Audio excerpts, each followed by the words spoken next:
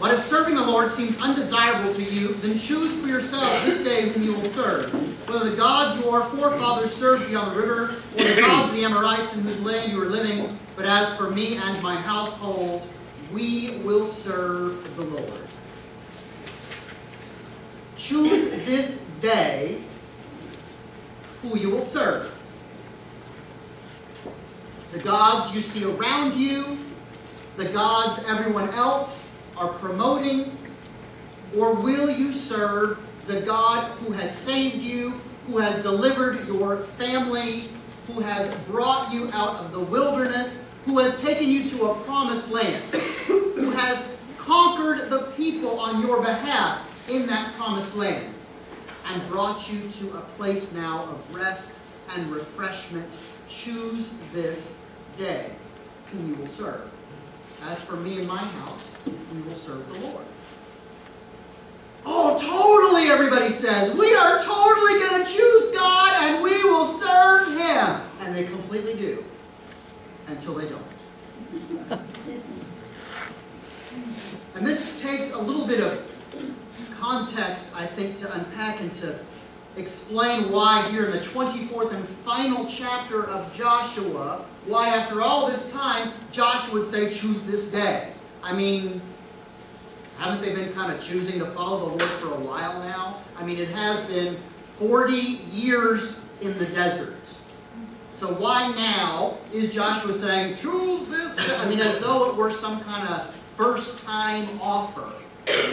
Well, I would argue that it is not a first-time offer, and yet it is still important for them, and I say for us as well, on this day, like on every day, of all the choices that are offered to you, that you renew and reaffirm that choice again and again and again, for as we are reminded in our gospel, we don't know just how late the hour might be. We don't know when Christ, our bridegroom, may return.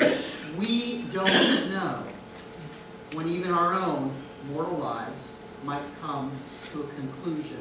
Don't put off tomorrow what you rightly ought to do today. For no new day is guaranteed. Even today, this moment, your next heartbeat and breath are a gift. A gift that we cannot demand, a gift that is not guaranteed, a gift that we can't make happen, and yet granted to us, but none of us know for how long. I hope we all make it through the service today. Odds are good. Odds are good. Don't worry. It's okay. But could something happen to us on the way home? Could something happen tonight or tomorrow? Lives can change in a moment. Many of you know this. Lives can end in a moment. Some of you know that as well. So with the time granted, brief or long, again and again, choose this day whom you will serve. As for me and my house, I'm really hoping, and I'm trying, and I'm working, that we will serve the Lord. But tomorrow is a new day, and I plan to renew that promise again. The context here that I think is helpful, why this is something that needs to be renewed and refreshed and reaffirmed, is we haven't gotten to our Old Testament to talk about it much in these last couple of weeks. Last week, we were kind of in a different spot. We were reading from Revelation for our first reading because of the movable Feast of All Saints. So we missed out on what happened in Joshua just prior to this. The week before that, the end of Deuteronomy saw the completion of the ministry of Moses at the completion of his life, but we didn't really talk about it. We were kind of focused on other things. So let me back up, give a little bit of context, and I think it will help underscore why this choice is happening when and how it happens to Joshua, and even when and how it happens to us. For you see, at the conclusion of our reading 2 weeks ago, Moses has seen the promised land from the top of the mountain, but he is not allowed to actually step foot in it. So inside of the promised land that he's led God's people toward, he sees it and he knows, but then he dies. And it's God himself who buries his friend Moses.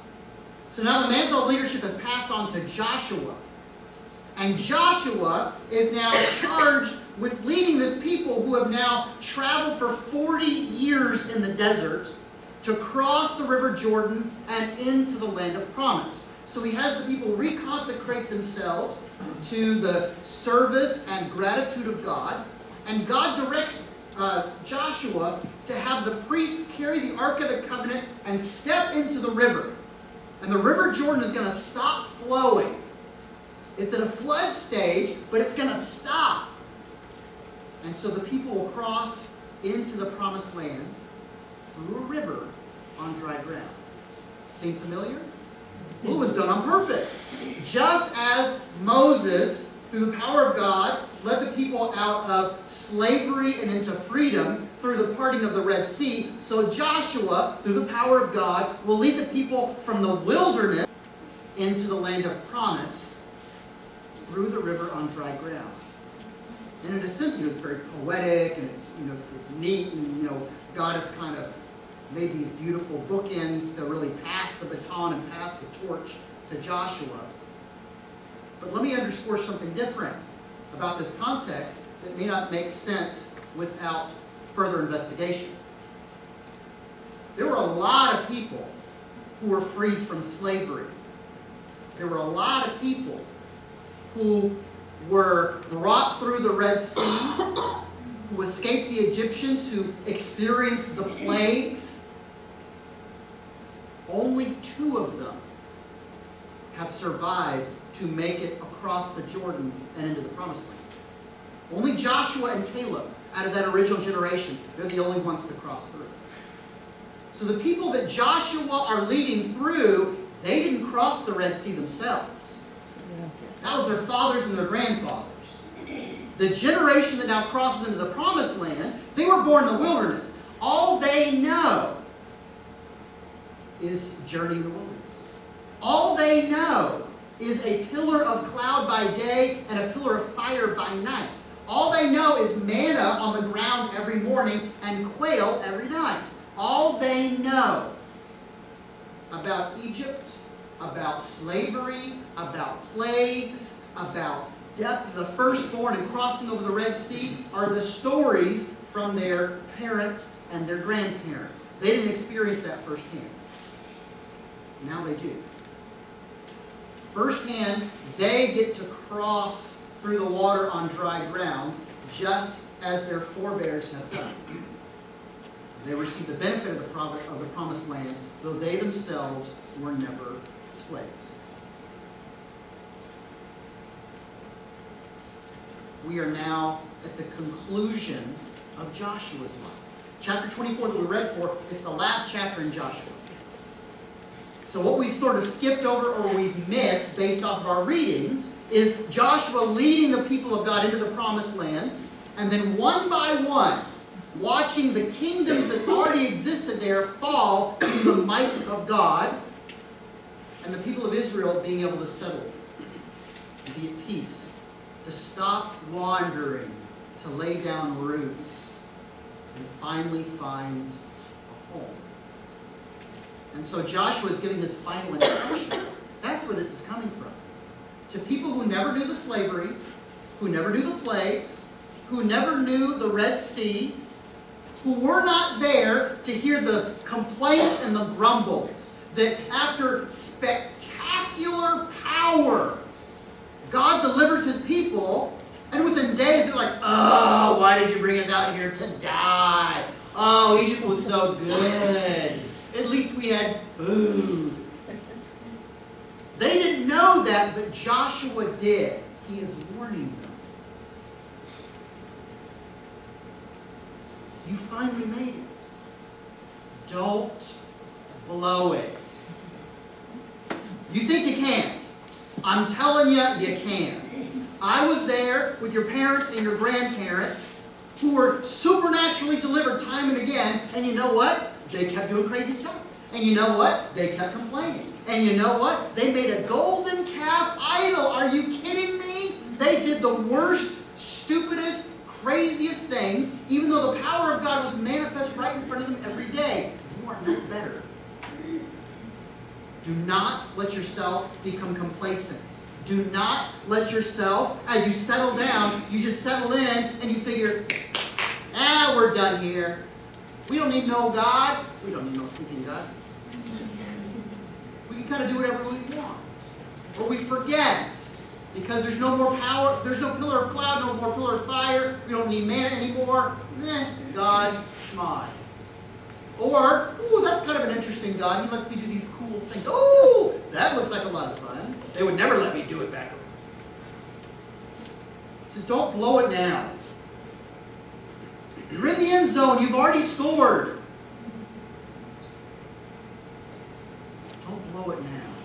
Choose this day whom you will serve. I know firsthand what can happen. How our hearts will wander and forget. How we will get bored or frustrated. How we will get anxious or worried or scared or nervous or in times of suffering or tragedy. And we will just say, forget it, I'm out of here. And I'm going that way. And we will forget how mighty and how good and how merciful the Lord has been over the days and over the years and over our lives. And at the first chance we get, we will turn away, we will tuck our tails, and we will run. Don't do that. Choose this day. Now do you see the context here? They have chosen to serve the Lord again and again. But at the conclusion of Joshua's life, and looking back at what these people do know and what they don't know, he's offering them, within this final opportunity, also a final warning. It will go poorly for you if you turn away from the Lord. So don't do it. Choose this day. And they totally, yes, we choose God. And they completely do. No, they don't. You flip the page and you get to the next book. The book of Judges. The book of Judges. The book of Judges is basically the wash, rinse, and repeat cycle of turning away from God, getting into terrible trouble, and then God in His mercy and love restoring His people and bringing them back. Just in time for them to go and do it all over again. So again and again and again, people are fickle and people are foolish. We are sinful, we are wicked, we are weak, and we wander. So when Joshua says, choose this day, yes, there is a time, there is a moment. You stand publicly. You stand confirmed. Yes, Lord, I believe, I trust, and I know, and I obey. But that day comes again and again and again. Like any promise, like any vow, like any contract, we make these things to bind us because we know that we are fickle and foolish, and that when circumstances change, we want to change.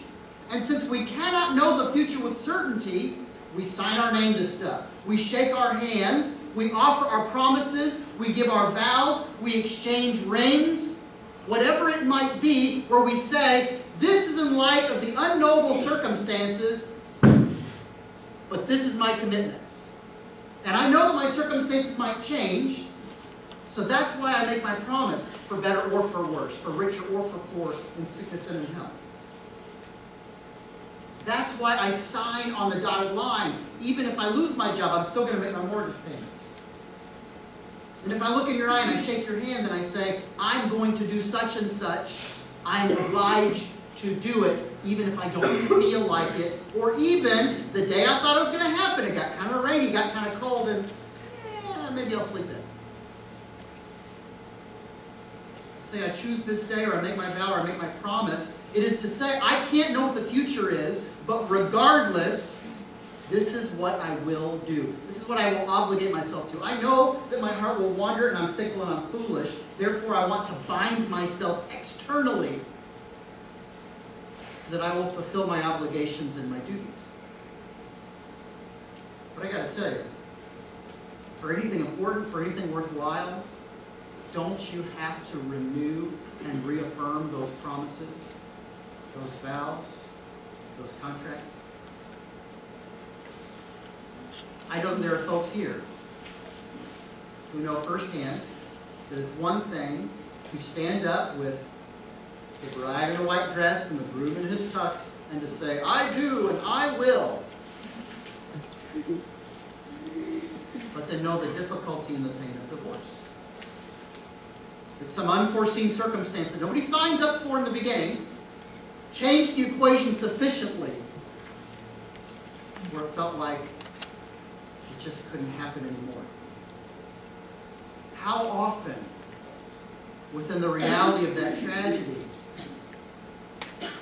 could you work backwards and find vows and promises that were not renewed day by day? The tragedy of divorce typically doesn't happen in an instant, but it happens over time, where those vows and those promises are not renewed. Today was a hard day, and you're on my nerves, and lives drift apart further and further and further and further until the lives have fully separated themselves. We were privileged to see a baptism, some of us, last night. And any baptism, when you are making your own baptismal vows, where the question is laid before you, I mean, it's an open book exam, so you're not going to fail if you don't want to. But the question is laid before you about following and serving the Lord, about turning back to Him for repentance and renewal, about the fellowship of the saints and the disciples and the breaking of the bread and the treating with human dignity and all that kind of stuff. And all of your answers are not, I do, or yes, but I will with God's help. So relying on God because, we're not so good at this sometimes, and we need a strength and a presence and a peace that outstrips our own. But a future condition that we cannot know, but we say, I will. Because I do isn't enough, because what if tomorrow is a hard day? Well, I did then, but I don't now? No, I will. With God's help. I'll follow Him even when it's scary or hard. I will obey Him even when it would be easier not to. I will seek His forgiveness and restoration even when I'm embarrassed, scared. I will come together and celebrate the breaking of the bread, the apostles' teaching, even when I'm really sleepy on a Sunday. And come on, that game was on late last night. God will understand. I will respect the dignity of every human being, even though you push all my buttons. I will with God's help. I will with God's help. I will with God's help. Again and again and again. Not a one-time thing, but a promise and a vow that we reaffirm and we renew again and again and again. Why? Because we don't know the day or the hour. We don't know when He returns or our lives end. While heaven rejoiced last night at the baptism, here on earth, most of us were in tears to watch a young woman in her early 30s with 2 small children and to know she probably only has weeks of life left. But with just weeks of life left, what did she choose to do? I want my children baptized. I want them to know, and I will do it myself with them. Precious gift of the love of a mother who says, with whatever time I have left, and I don't know, but this is how I want to live for my sake and for theirs. We don't know the day or the hour. The foolish virgins Think they have all sorts of time. They think they're, yeah, we got this. The bridegroom, I'll work it out somehow. And so they go out with not enough oil and their candles burn out. This is like not having enough batteries in your flashlight. This is like leaving the house expecting an important call and you forgot to charge your phone. You're sitting there all day long. I'm waiting for that text. I'm supposed to be there. Come on, man, come on, man, come on. And as the day gets on and you get a little more, it's been dead for hours. Whose fault is that? I only plugged it in. If I had known then what I know now, I would have plugged my phone in. If I had known then what I know now, I would have brought enough oil for my lamps. If I had known then what I know now, well, gosh, we never would have been married. Or I never would have signed that contract. Or baptism. But that's not what we're given. We are given today. We're given now. Tomorrow is not a promise. Tomorrow is a gift that may or may not be granted. What will you do with what has been offered? Our promises and our vows, they need to be reaffirmed and renewed all the time, every day. Time is precious, and it's golden, and none of us know how much there might be left. A lot or a little. I don't know. So be prepared. Not in anxiety and in fear. Any moment's going to be my last, so I'm never going to save any money, and I'm just going to go to Paris every day, and I'm going to... That's not what we're talking about. No one can really live like today is their last day over an extended period of time. The anxiety would crush us, and we would be in terrible debt. But it is to say, for prudence sake, for love's sake. Time is precious. We have made promises. We have obligations and duties to fulfill. Don't put off to tomorrow what you rightly ought to do today. For tomorrow is not what you have. You have here. You have now. With whatever time, with whatever life we are granted. We may not know the day or the hour, but we can choose how that time will, through God's grace and help, be lived. So choose this day.